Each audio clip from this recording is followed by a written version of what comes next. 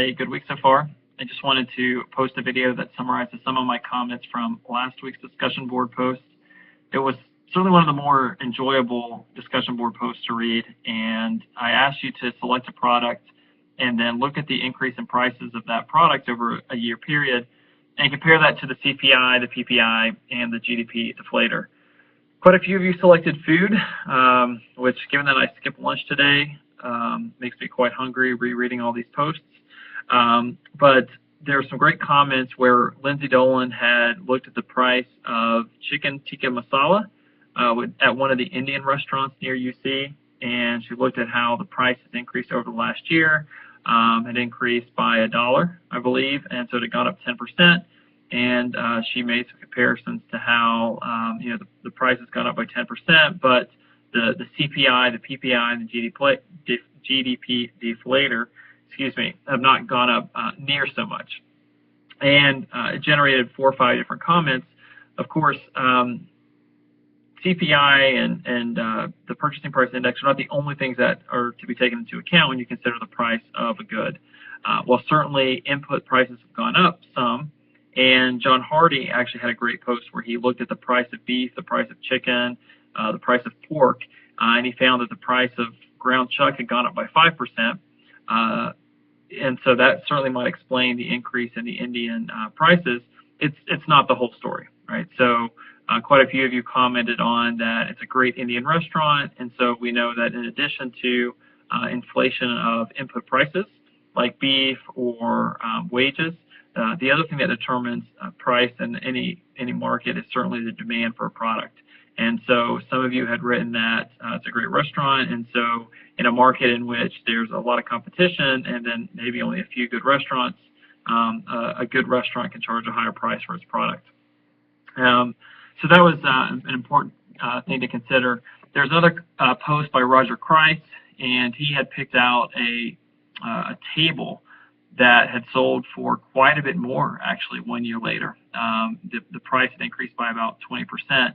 And again, he had made the insightful comments that the prices aren't necessarily linked to economic indices, but rather to demand and the need to cover fixed and variable costs in the business. So it's not just what's going on with CPI and consumer inflation.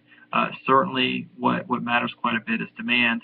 And in the market for something like specialty furniture, you mentioned that he was a brand manager. I think the demand for those types of products can be subject to great variation.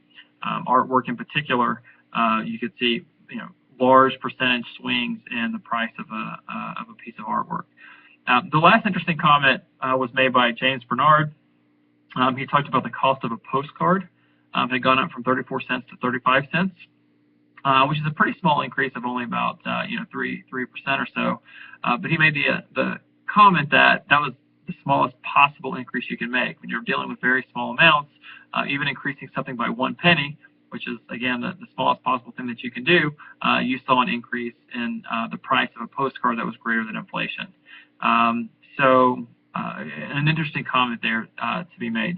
So I had to do the exercise because it's important to understand what the cost of inputs, the cost of consumers' purchasing power is looking like when you make purchasing decisions as a brand manager or as a restaurant owner or a small business owner.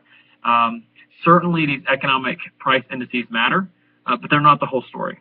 So don't forget the fundamental principle that determines the price of a product in a marketplace, which is, of course, the demand and the underlying cost of the product itself. So there's one more discussion board post for next week. Continue to work on discussion board post 6. And as always, if you have any questions, feel free to let me know. As far as the exam next week, there's a bit of an abbreviated schedule for the final exam. It is the last week. So I'm going to open up the final exam on Monday morning at 8 a.m. And that's going to, of course, cover all the material in Module 5, 6, and 7. And extended the time period. You'll have 2 hours to take it. So as soon as you open the exam, the timer is going to start. So make sure you've logged out from Blackboard and re-logged in to give yourself a fresh clock. And you'll have 2 hours to complete it. There's just a combination of multiple choice questions and short answer questions which will require some calculations. There's not a business case this time, so I decided just to focus on the material itself. and that will be due no later than Friday at 11:59. So all of the assignments next week, the homework assignment, discussion board post, the exam, that is going to be due Friday at 11:59. Because there is an abbreviated schedule, I'm only asking you to make one post on the discussion board. You do not need to reply to one of your classmates.